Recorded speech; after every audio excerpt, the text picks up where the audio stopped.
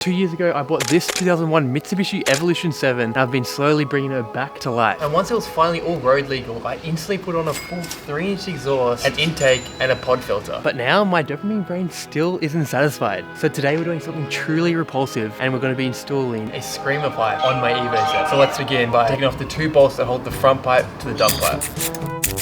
And now that that's off, there's only one thing to do. If the front pipe's off and you've got an open dump, you have to start the car. It's getting late, 5 PM now, so I thought I may as well start it now before it gets too late.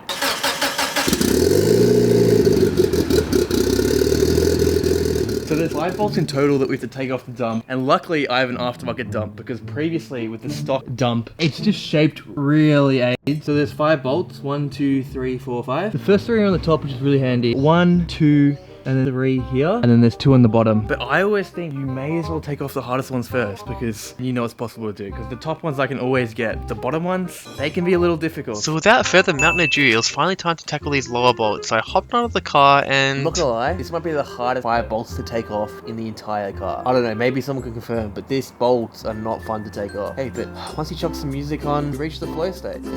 So I gotta do that one by one. Dude, look at this bolt. Getting so close. 5 hours later. And once all the bolts were finally off, I ran into problem number 2. I couldn't take the O2 sensor out because the wrench was hitting the radiator. So I did what everyone did and chopped it in half.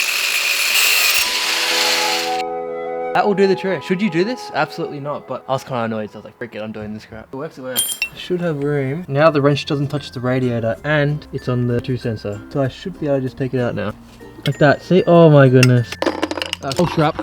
So we just need to somehow get this last bit off. Bit of an update is we're a lot closer to taking it out. It's so close. Turns out the O2 sensor doesn't even need to come off. I thought it was hitting the O2 sensor and that's why I took it off. But I'll show you. It's just hitting the AC compressor or something. I got my candle there because the mosquitoes are eating me alive. It's so close. You can see down there, it's literally... You see here, it's just hitting the AC compressor and there's literally no more movement. Probably this much from coming out, but I don't have any of that room. Pry bar maybe. It's taken me almost 2 hours when all the bolts are off. If I could tell you guys how much fun I was having, you guys wouldn't be doing it too. I'm going to cut to me taking it off and I'll tell you how I did. 1 hour later, plus my friend Sam came over to give me some advice on how to take it out. The turbo dump was getting stuck and we couldn't push it further enough, and everyone on the forum says to take the AC compressor out. Or if you just loosen the 4 turbo bolts like Sam pointed out here and then take this one completely off, you can actually shift it over so that you can get the dump out, which is a lot easier than taking the whole freaking AC compressor out. And now it's finally time to put the screamer pipe in here. Put the O2 sensor on first because you can't twist while it's in. So we'll chuck this in and see how it goes. Never mind, the O2's coming off so we can't put it on from the top.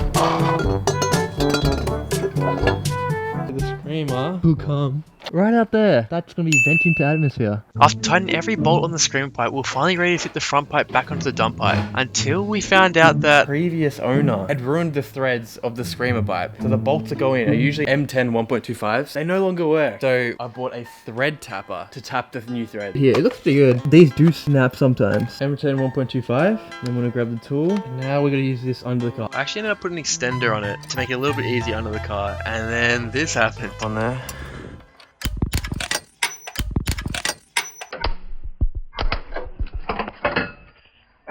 Holy crap, that's gotta be kinetic energy. I don't know what I'm saying, okay, it was just a bad joke. Let's just move on. I think I accidentally hit the starter and grounded the other side. Kind of felt like a movie scene, I'm not gonna lie, when I was in it. Taking the battery off now, but you live, you learn. Another day where we live and we learn. And after a quick mental break, I successfully thread tapped 1 out of the 2 bad threads. That's the side I've already thread tapped. If I put it in, easy goes in like that, comes out.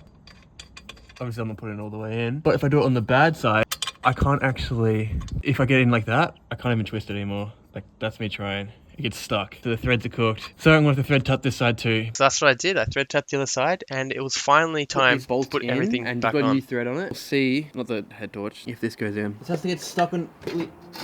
It's so dusty. 2 hours later. Okay, it's all on. And I'm missing 1 exhaust bolt, but I figured there's going to be a huge exhaust leak with the screamer, so it won't actually matter. And by the way, this isn't a permanent upgrade. I am doing this to test because I bought it and I never used it, and it turned out to be a bit of a not fun thing to do, so I wouldn't recommend doing this. Let's try.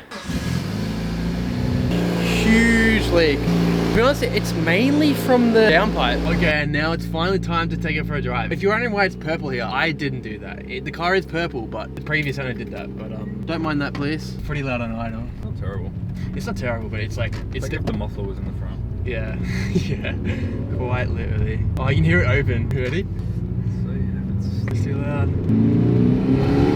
Oh, it's actually not that loud. It sounds alright, eh? Not heard in your ears. Yeah, I thought that'd be a lot louder. You got the window down. That's pretty loud. That like toggle on is so good. Like where it toggles on.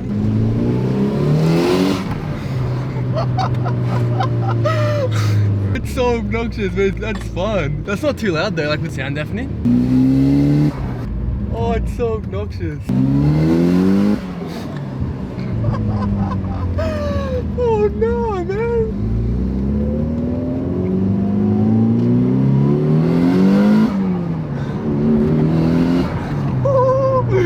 No, it's good. Holy crap.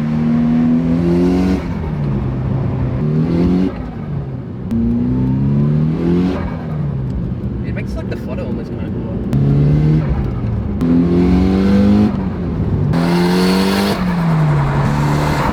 Sam is just going to take it for a drive. I'm going to see what it sounds like from outside the car. Hopefully it sounds good.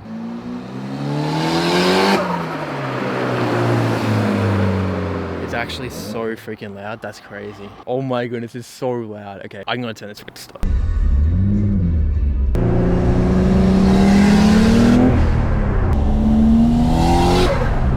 That's so loud. Oh, I'm on my eardrum.